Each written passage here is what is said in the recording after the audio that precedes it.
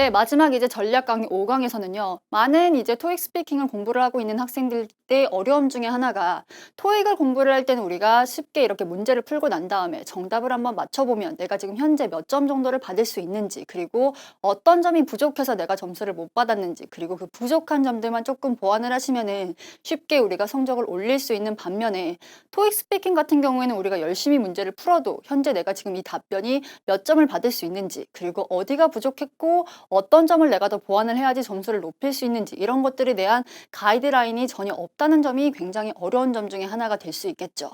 물론 ETS에서는 실제로 인터넷에 어떤 식으로 우리가 점수를 채점을 할 것이고, 그런 거에 대해서 조금 가이드라인을 정해두긴 했지만 학생들이 이런 가이드라인을 아무리 읽어봐도 사실 감이 안 오는 게 현실이고요.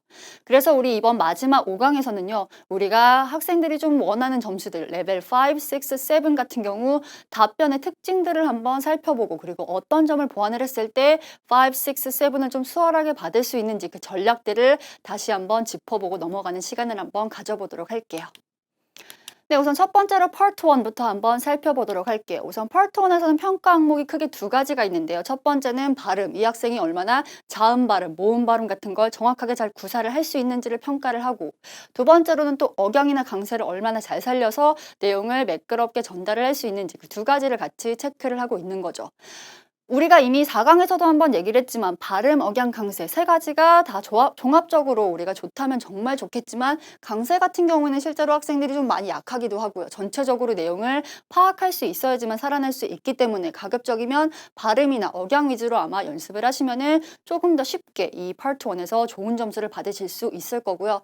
일단은 레벨별로 우리 특징 한번 살펴보도록 할게요. 네, 크게 우리가 학생들이 그쵸. 일단 기본적으로 이공계 학생들은 레벨 5가 조금 목적이고, 그리고 대부분의 학생들은 6가 목적이고, 또 가끔씩은 학생들이 뭐 무역이나 혹은 금융 관련해서 일을 하고 싶어 하는 학생들은 7이나 혹은 8까지도 목표를 하고 있는데요. 우선은 여기 가장 위쪽에 보면 스코어가 안내는 되어 있어요. 실제로 파트 1 같은 경우에는 3점 만점에 레벨 5는 거의 2점을 받아야 한다. 혹은 레벨 6는 거의 3점을 받아야 한다. 7이나 8은 모두 3점을 받아야 한다라고 가이드라인 나와 있긴 하지만 우리가 이 숫자만 보고는 당최 이게 어떤 정도의 실력인지 알 수가 없다는 거죠. 그래서 네, 우리가 이 각각의 그쵸 답변에 실제로는 네, 레벨 5를 받은 학생, 6를 받은 학생, 7을 받은 학생들의 답변의 특징들을 한번 써보고, 또 어떻게 하면 이 점수들을 그쵸 우리가 받을 수 있는지도 같이 한번 안내를 해드릴게요. 우선 간단하게 한번 보면 지금 5를 받은 학생들 같은 경우에는 발음이 매끄럽지 못하대요. 아무래도 읽기 연습을 많이 못했을 확률이 굉장히 높겠죠. 그리고 듣는 사람의 노력이 필요하다. 그쵸, 내용 전달이 거의 안 되고 있다는 얘기죠. 그럼에도 불구하고 5를 받긴 했네요. 6 같은 경우에는 발음에 실수가 있다. 실수가 있다는 건 무슨 얘기예요? 적어도 10개의 발음 중에 7개는 발음을 알고 있고 나머지 한 2-3개 정도는 좀 틀릴 수가 있다는 얘기겠죠. 그리고 강세를 그쪽 놓치긴 하지만 전체적으로 어려움 없이 내용을 전달을 받을 수 있다. 아무래도 6를 그쵸 답변을 6라는 점수를 받는 학생들의 특징은 적어도 내용을 생각하면서 읽을 수 있다는 얘기가 될 거고요. 마지막으로 7은 모두 3점이란 얘기는 듣는 사람이 전혀 문제 없이 그쵸 발음도 정말 약간의 그쵸 미세한 실수는 있겠지만 거의 듣는 데는 문제가 없을 정도의 네, 그 정도의 실력을 갖고 있는 거겠죠.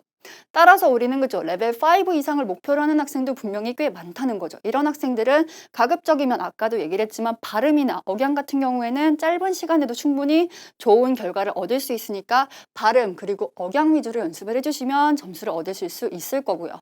내가 적어도 6 이상을 받고 싶다 하시면은 적어도 내용이 좀 전달이 될 수 있도록 끊어읽기 조금 더 신경을 써서 연습을 해주시면 좋을 것 같고요. 이 두 가지가 계속 그쵸 반복적으로 누적이 되시면 자연스럽게 7에서 8까지도 넘어갈 수 있는 만점을 받으실 수가 있을 것 같아요. 네, 두 번째 2 전략도 같이 한번 살펴보도록 할게요. 우선 2에서는 아까 그죠 발음, 억양, 강세는 당연히 우리가 평가를 할 거고요. 거기다 플러스로 어휘, 문법, 일관성까지도 추가적으로 더 평가를 하게 될 거예요. 어휘라고 하면 적어도 우리가 장소별로 그쵸. 우리가 표현을 좀 많이 알고 있어야지만 답변을 좀 자세하게 그쵸. 다양하게 할 수 있을 것 같고요. 두 번째로 문법이라고 하면 Part 2에서는 사람들이 하고 있는 동작을 진행형을 통해서 설명할 수 있을 거고요. 그리고 사물의 상태는 수동태를 활용해서 우리가 적절하게 사용할 수 있는지 그런 것들이 아마 평가가 될 것이고 마지막으로 일관성이라고 해서 그 장소에서 너무 벗어나지 않는 이내에서 우리가 설명을 할 수 있으면은 무리 없이 우리가 점수를 받으실 수가 있을 것 같아요.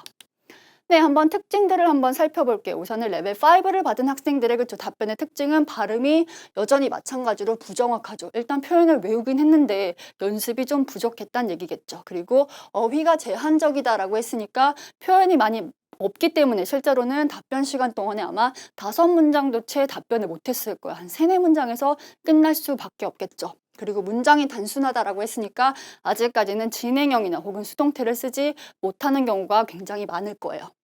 6 같은 경우에는 억양이 다소 아쉽긴 하지만 다양한 표현을 사용을 한다라고 해서 실제로 6를 받고 있는 학생들의 지금 Part 2의 특징 같은 경우에는 보통 8문장 이상을 설명을 하고 있어요. 그래서 어떤 장소가 나오든지 좀 다양한 표현을 내가 익혀둔 걸 말을 할 수 있다는 그런 점이고요.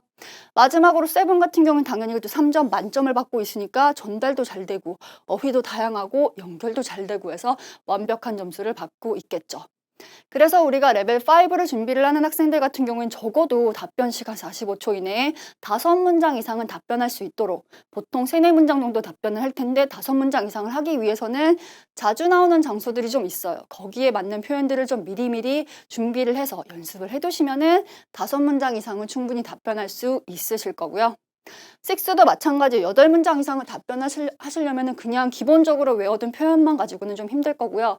위치 설명을 통해서 좀 여러 가지 표현들을 좀 더 우리가 설명을 좀 추가를 할 수 있으면 훨씬 더 좋은 점수를 받을 수 있을 거고 7, 8 고득점을 받기 위해서는 최소 우리가 12문장 이상은 답변을 하셔야 될 것 같은데 그렇다 보니까 우리가 사진에 있는 설명만으로는 좀 부족한 경우가 많을 거예요. 그래서 사진을 보고 느껴지는 느낌을 설명하는 방법이라든가 혹은 사진과 연관된 나의 경험담을 추가적으로 우리가 설명하는 방법까지도 같이 연습을 해주신다면 우리가 7 이상의 고득점을 무난하게 받아가실 수가 있을 것 같아요. 네, 실제로는 이제 학생들이 특히 5, 그 다음에 6 초반 학생들 같은 경우 궁금한 게 그럼 대표적으로 자주 나오는 장소가 있나요? 그쵸. 앞에 보이는 것처럼 이 10가지는 굉장히 자주 나오는 장소고 이 각각의 장소에 따라서 적어도 5개에서 7개 내지 그쵸. 이런 표현들을 좀 미리 알고 있다면 우리가 아무래도 2를 좀 더 수월하게 설명을 할 수가 있으실 거예요. 네, 이번엔 세 번째로 3 한번 넘어가서 살펴볼게요. 네, 우선 3에서는 아까 그죠 발음, 억양, 강세, 문법, 어휘 당연히 우리가 체크를 하고 거기다가 플러스로 완성도 그리고 논리성까지도 같이 보고 있는 거죠. 완성도라고 하면 답에 그쵸 정확하게 답변을 했느냐 못했느냐를 물어보는 거고요. 특히 3 같은 경우에는 의문사로 물어보는 질문에 정확하게 대답을 할 수 있어야지만 이 부분에서 감점이 없을 거고요. 논리성이라고 하면 우리가 답변을 하신 다음에 추가적으로 그쵸 부연 설명을 잘 하셔서 타당하게 그쵸 우리가 좀 뒷받침을 잘 해주셔야지 높은 점수를 받으실 수 있다는 얘기고요. 네, 한번 살펴볼게요. 우선 레벨 5를 받는 학생들의 특징을 한번 보면 답변이 이해는 돼요. 왜냐하면 질문이 화면에 보이니까 틀리기가 오히려 쉽지는 그렇게 않다는 거죠. 그러나 그쵸, 어휘 사용이 아쉽다. 우리가 4강에서도 한번 얘기를 해드렸지만 그쵸, 어려운 단어를 몰라서가 아니라 쉬운 단어를 정확하게 구사를 못하기 때문에 우리가 점수를 많이 감점을 받는 거거든요. 그래서 가급적이면 어떻게 해라? 대표 주제별로 그쵸, 표현을 좀 연습을 잘 해두시면 아까처럼 회의 관련해서는 그쵸, 뭐 have a meeting 혹은 발표 관련해서도 give a presentation 조금 이런 표현들은 미리미리 잘 연습을 해두시면은 이런 부분에서도 아쉬움이 전혀 없을 거고요. 또 완성도를 위해서 질문 보고 바로바로 답변을 하는 것도 꼭 연습을 같이 하셔서 적어도 각각의 그쵸 질문에 따라서 한 문장 한 문장, 2문장 이상은 답변할 수 있게 연습을 해주셔야 될 것 같아요. 두 번째로 이제 6 이상을 받고 싶다. 6 학생들의 특징은 부연 설명이 충분하다. 무슨 얘기냐면요. 질문을 했을 때 답변 시간 15초 혹은 30초 동안에 그래도 자기가 아는 얘기는 되게 많이 한다는 거예요.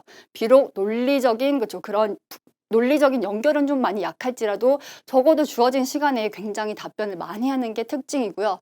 그러다 보니까 우리가 이 6를 잘 받기 위해서는 첫 번째 답변이 끝난 다음에 거기 추가적으로 이유 또는 추가 설명을 많이 연습을 하시는 거 반드시 그쵸 연습이 돼야 되고, 그리고 각각의 그쵸 답변마다 두 문장 두 문장 네 문장 이상은 답변을 할 수 있도록 평소에 연습을 해주시면은 무난하게 6를 넘기실 수가 있을 것 같아요. 마지막으로 7 같은 경우는 모두 3점이죠. 지금 4번, 5번, 6번 세 문제가 모두 3점을 받을 수 있을 정도니까 당연히 부연 설명도 잘 됐고 그냥 말만 많은 게 아니라 그것들이 논리적으로 연결도 잘 되어 있다는 얘기죠.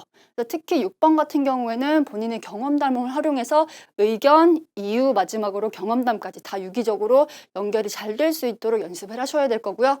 그래서 문장의 목표는 답변 시간 내에 4문장, 4문장 적어도 7문장 이상은 답변을 할 수 있도록 평소에 연습을 해주시는 게 필요할 거예요. 네, 여기서도 또 학생들이 궁금한 게 실제로 이제 Part 3, 5나 6를 준비를 하는 학생들은 어떤 어휘를 암기를 해야 될지 알 수가 없죠. 그래서 자주 나오는 주제들을 좀 안내를 해드렸으니까요. 이 각각의 주제별로 우리가 자주 쓸 수 있을 만한 표현을 한 5가지에서 10가지씩 한번 묶어서 연습을 해주시면 굉장히 도움이 많이 될 거예요. 네, 이번에 넘어가서 4 한번 살펴보도록 할게요. 우선 4 같은 경우에는요, 여기는 논리성은 실제로 필요가 없어요. 왜냐면 정보를 보고 객관적으로 답변을 하는 거니까 내 의견이 들어가시면 오히려 답변에서 안 좋을 수밖에 없겠죠. 그냥 표에 있는 내용을 그대로 객관적으로 설명만 하시면 되는 거고요. 그래서 완성도가 중요할 수밖에 없겠죠. when을 물어봤을 때 날짜 답변하셔야 되고 what time 물어봤을 때 시간 답변할 수 있도록 정확하게 답변하는 거 연습 많이 해주셔야 되고요. 당연히 그리고 여기 그죠, 지금 생략돼서 안 보이지만 발음, 억양, 강세 굉장히 중요해요. 특히 여기는 숫자나 고유명사가 굉장히 많이 나오는데 그런 것들의 발음이 굉장히 흐려서 실제로 점수가 많이 깎이고 있으니까 여러 번 연습해서 숫자 그리고 고유명사들 자연스럽게 답변할 수 있도록 준비를 하셔야겠고요. 네, 한번 특징을 볼게요. 레벨 5 같은 경우에는 답변에 오류가 있을 수 있음. 이 부분이 실제로는 3랑 좀 다른 점이죠. 3는 화면에 질문이 보이기 때문에 답변이 틀리면은 5를 받기가 힘들어요. 근데 4 같은 경우에는 질문이 보이지 않기 때문에 실제로 답변이 틀려도 실제로 레벨 5를 받으실 수 있기도 하고요. 대신 어휘나 문법이 그래도 조금 아쉬운 부분이 있는 게 5의 특징이고, 6를 받는 학생들은 적어도 답변에서는 그쵸 문제가 없지만 여전히 어휘나 문법은 조금 전달력이 떨어질 수밖에 없죠. 왜냐하면 4 같은 경우에는 우리가 일상생활에서 접하기가 굉장히 힘들어요. 우리가 언제 전화로 누군가에게 표를 보고 정보를 읽어주겠어요. 그러다 보니까 좀 어색해서 이런 부분들이 좀 아쉬우니까 당연히 이런 부분들을 보완을 하셔야지 되겠죠? 마지막으로 7은 마찬가지로 여기까지는 그죠 모두 3점 완벽한 점수를 받으셔야 되는 거고, 그래서 답변도 정확하고 그리고 내 전달력도 굉장히 좋은 게 바로 특징이고요. 그래서 적어도 내가 5나 6를 그죠 이상을 받고 싶다 하시는 학생들은 여기서 근데 너무 걱정을 하실 필요는 없고요. 크게 우리가 4에서 대표적으로 자주 나오는 표가 바로 일정표와 이력서예요. 그래서 일정표와 이력서는 실제로 형태가 거의 동일하기 때문에 크게 많이 바뀌는 것도 없고요. 더군다나 질문도 거의 정해져 있기 때문에 형태 그리고 질문을 정확하게 우리가 연습을 잘 해두시면 5나 6를 받는 데는 전혀 문제가 없을 거고요. 근데 내가 향후에 7 이상을 받고 싶다 하시면은 영수증이라든지 혹은 예약 현황에 대한 표도 우리가 충분히 공부를 하고 답변을 하실 수가 있어야지 되겠죠. 네, 넘어가서 5를 한번 같이 살펴보도록 할게요. 우선 5 같은 경우에는 마찬가지로 완성도와 논리성인데요. 완성도라고 하는 건 A라는 그쵸 문제점이 있었을 때 정확하게 그걸 해결할 수 있는 A의 해결책을 그쵸 우리가 선택을 하시는 것도 중요하고, 논리성이라고 하는 건 그냥 이렇게 해봐 라고 해서 해결책만 나온다고 좋은 점수를 받는 게 아니라 거기다가 왜 이걸 해야 되고 이렇게 하면 무엇이 좋고 그리고 내가 이전에 해본 적이 있는데 이러이러한 점이 진짜로 좋더라라고 해서 우리가 논리적인 부연 설명이 잘 되었을 때 높은 점수를 받으실 수가 있다는 얘기죠. 네, 우선 5의 특징을 한번 볼게요. 어쩔 수 없이 여기도 지금 내가 듣기가 포함이 되다 보니까 학생들이 잘 못 알아듣는 경우가 생겨서 해결책이 막상 해결이 안 되어도 5를 받을 수는 있어요. 그리고 답변이 그쵸 길어지다 보니까 전달력이 그쵸 뒤죽박죽해서 좀 부족한 경우도 있고, 그러나 문장으로 그쵸 그래도 내가 어느 정도 답변을 하려고 노력을 하는 게 보였을 거고요. 6 같은 경우에는 적어도 요약까지는 크게 문제가 없고 해결책을 내는데도 사실은 문제가 없었지만 단 하나 문제가 있다고 하면 전개는 사실은 좋지 못했다. 해결까지는 잘했는데 그 밑에 부연 설명이 굉장히 약했다는 얘기겠죠. 그래서 논리성이 좀 부족했을 때 6를 받게 될 거고요. 마지막으로 7은 4점에서 5점. 그래서 해결책도 좋고 그다음에 그 아래에 그쵸. 부연 설명도 굉장히 좋았고 전체적인 전달력도 굉장히 좋았을 때 우리가 7 이상의 점수를 받으실 수 있을 거고요. 따라서 우리는 지금 5부터는 특히 우리가 처음 시작하는 초보자들에게는 굉장히 어려운 문제일 수밖에 없는데요. 그래서 접근을 하실 때는 가급적이면 5, 6를 목표로 하는 학생들은 대표적인 해결책이 우리가 10가지 정도가 있어요. 그래서 이 10가지 정도만 내가 잘 연습을 해두셔도 전체 문제 중에서 아마 70% 이상은 무리 없이 해결을 하실 수 있을 거예요. 나머지 30%가 나왔을 때는 어떻게 한다? 시험 다시 보시면 되겠죠. 네, 그렇게 해서 우리가 대표 해결책을 통해서 레벨 5, 6는 좀 준비를 하시고요. 당연히 7 이상은 어때요? 요약도 2문장 이상으로 좀 상세하게 하는 연습, 그리고 어떤 문제가 나와도 내가 해결책을 제시를 하고 거기다 부연 설명을 할 수 있도록 영작도 아마 많이 해보시고 스피킹으로 연습도 많이 해보셔야지 좋은 점수를 받으실 수 있을 거고요. 네, 여기도 지금 학생들이 아까 궁금해했던 5나 6를 준비하는 학생들이 어떤 대표적인 해결책이 있는지를 간략하게 지금 보여드렸고, 이런 부분들은 아마 교재나 혹은 강의를 통해서 조금 상세하게 해결책을 좀 찾아볼 수 있을 테니까 다들 준비를 해서 연습을 하시면은 앞으로 도움이 되실 것 같고요. 네, 마지막으로 이제 6로 한번 넘어가서 살펴볼게요.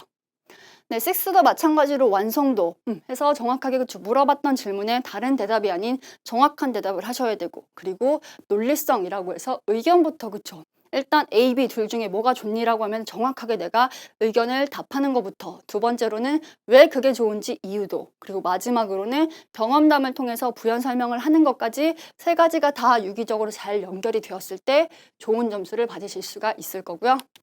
특징을 한번 살펴볼게요. 우선 5 같은 경우에는 문장으로 답변은 하고 있긴 하대요. 근데 내용이 논리적이지는 못하대요. 그냥 생각나는 얘기를 마구잡이로 문장으로 얘기해서 보통 한 3문장에서 4문장 정도 답변을 할 거고요. 6 같은 경우에는 내용 전개가 돼서 약하다. 무슨 얘기냐면 논리력이 조금 부족한데 마찬가지로 여기도 문장으로 얘기하는 문장 수는 한 5-6문장 정도 되긴 하는데 막상 연결은 잘 안 되고 있다는 거죠. 아무래도 좀 복잡한 주제에 대해서 우리가 논리적으로 답변을 한다는 게 쉬운 일은 아니겠죠. 그러다 보니까 우리가 5, 6를 준비를 할 때는 이 정도만 해도 이 점수가 나올 수 있으니까 어떻게 준비를 한다? 여기는 크게 주제가 3가지가 있죠. 회사, 일상, 그리고 교육. 그래서 이 주제별로 자주 나오는 질문들을 답을 한번 맞춰보고 그때 자주 쓸 수 있는 표현 위주로 많이 연습을 해두시면은 웬만한 문제가 나왔을 때 5-문장 답변하는 건 크게 어렵지 않으실 거거든요. 그래서 전체적으로 의견에다가 부연 설명 5문장에서 6문장 이상을 답변할 수 있도록 표현 많이 암기를 하시면 될 거고요. 마지막으로 7 같은 경우에는 당연히 구조도 좋고 영어 실력도 좋고 이렇게 되기 위해선 당연히 의견 얘기를 하신 다음에 이유, 그 다음에 경험담까지 해서 논리적인 설명이 가능하게 전체적으로는 적어도 10문장 이상은 답변을 할 수 있도록 준비를 하시는 게 꼭 필요하겠어요. 네, 지금까지 우리가 지금 마지막으로 이제 6 같은 경우에는 아까도 보셨지만 어떤 질문이 자주 나오냐면 회사 관련해서는 이런 질문들, 그리고 일상 관련해서는 이런 질문들, 교육 관련해서는 이런 질문들이 대표적으로 자주 반복적으로 나오니까 적어도 여기 보이는 질문에 대해서는 꼭 한번 답변을 마련해보고 자주 쓸 수 있는 표현들은 꼭 한번 연습을 해보시고요. 네, 그래서 지금까지 우리가 한번 살펴본 걸로 실제로 토익 스피킹이 아까 처음에도 얘기를 했었지만 자기가 지금 현재 어떤 실력인지 현재 실력을 파악하기가 좀 힘들었는데 여기 있는 표들을 보고 아, 내가 지금 5 정도가 되고 있구나 혹은 6 정도가 되고 있구나, 그리고 여기서 점수를 올리기 위해서는 무엇을 더 공부를 해야 되는지를 같이 한번 살펴보시면 앞으로 우리가 성적을 올리는 데 굉장히 도움이 많이 될 것 같고요. 네, 앞에 있는 표들 다시 한번 복습을 해보시고 성적 많이 올릴 수 있었으면 좋겠네요.